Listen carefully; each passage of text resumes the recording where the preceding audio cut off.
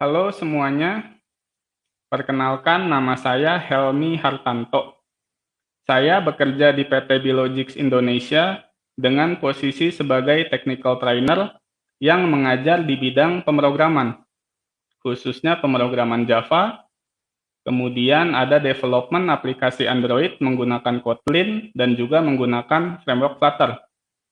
Selain mengajar pemrograman, saya juga mengajar embedded system menggunakan board Arduino dan juga konfigurasi jaringan menggunakan MikroTik.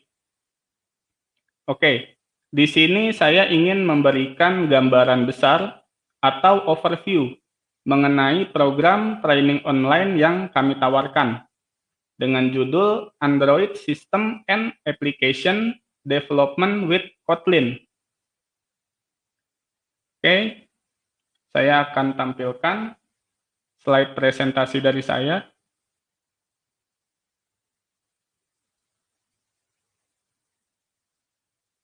Nah, Android System and Application Development with Kotlin. Nah, di sini saya ingin menerangkan kenapa memilih pengembangan aplikasi Android. Nah, aplikasi itu kan ada banyak. Ada di komputer, ada di smartphone sekarang. Nah, cuman yang paling populer, yang kurang lebih hampir seluruh orang memiliki, yaitu aplikasi pada device smartphone. Nah, perangkat Android itu hingga saat ini merupakan perangkat smartphone yang paling populer di dunia. Kepopuleran sistem operasi Android ini memberikan peluang besar bagi para developer baru untuk mulai mengembangkan aplikasi mobile. Sudah jutaan aplikasi yang terdaftar di Play Store, tapi sampai saat ini masih terus bertambah.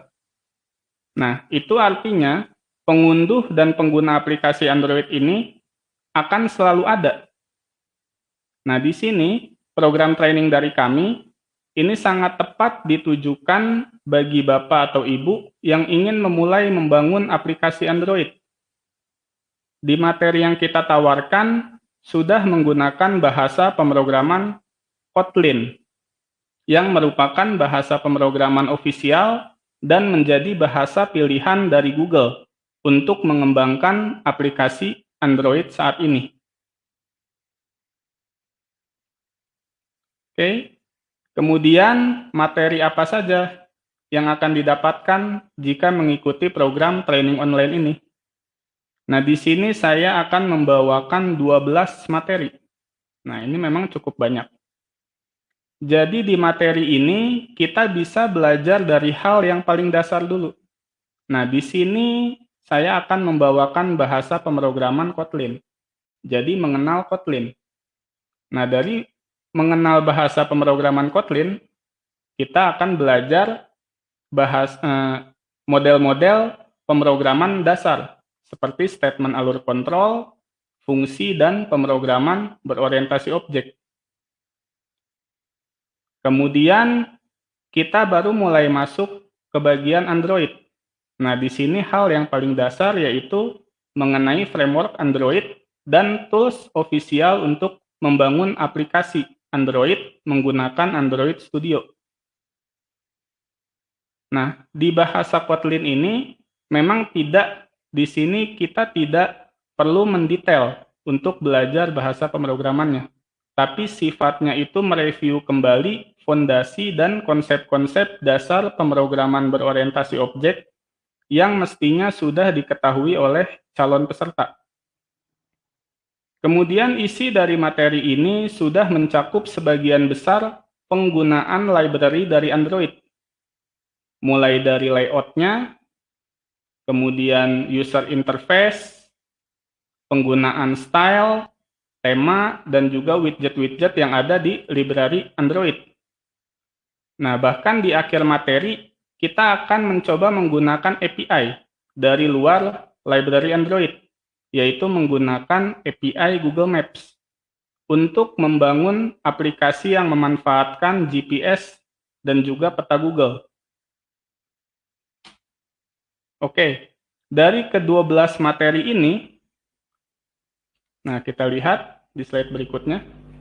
Fokus utama kita nantinya adalah 4 komponen utama dari aplikasi Android. Nah, ini adalah hal mendasar yang perlu diketahui bagi semua developer Android. Nah, jadi di sini adalah fokus utamanya.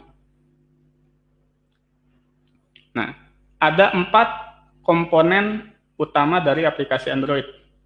Di sini ada activity. Nah, activity itu apa?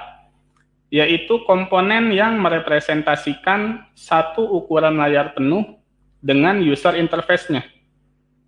Activity ini juga menawarkan action agar user dapat berinteraksi dengannya. Kemudian broadcast receiver. Nah, broadcast receiver ini adalah komponen yang menerima respon dari aplikasi atau bisa saja dari user untuk nantinya dikirimkan ke aplikasi lain atau dari sistem. Nah, apa contohnya? Contohnya ya yang mudahnya notifikasi. Nah, notifikasi misalkan kita membangun aplikasi yang ada notifikasinya, misal ada pesan masuk, seperti itu. Kemudian yang ketiga adalah content provider. Komponen content provider ini tugasnya menyediakan data atau permintaan dari aplikasi kita. Nah, ini penerapannya bermacam-macam. Misalkan di aplikasi kita butuh komponen galeri untuk menambahkan image. Nah, jadi di aplikasi kita ingin mengakses gambar dari smartphone seseorang. Nah, kita tidak perlu buat aplikasi galeri, karena sudah disediakan oleh sistem Android. Kita bisa mengaksesnya melalui komponen content provider dari aplikasi sistem tersebut. Dan yang terakhir adalah service. Service ini adalah komponen yang berjalan di background. Dia tidak menampilkan interface apapun, tapi menjalankan operasi yang dibutuhkan oleh aplikasi kita. Nah, seperti apa? Misalkan aplikasi yang memanfaatkan GPS. Nah, itu service yang berjalan di background, itu ada sangat banyak. Hitung-hitungan untuk memperoleh koordinat atau lokasi, itu tidak perlu diketahui oleh user, tapi hasilnya bisa kita olah untuk ditampilkan. Nah, seperti itu. Oke, sekian dari saya. Terima kasih telah menyaksikan. Di sini ada nomor telepon yang bisa dihubungi, nantinya akan diterima oleh bagian operasional dari kami.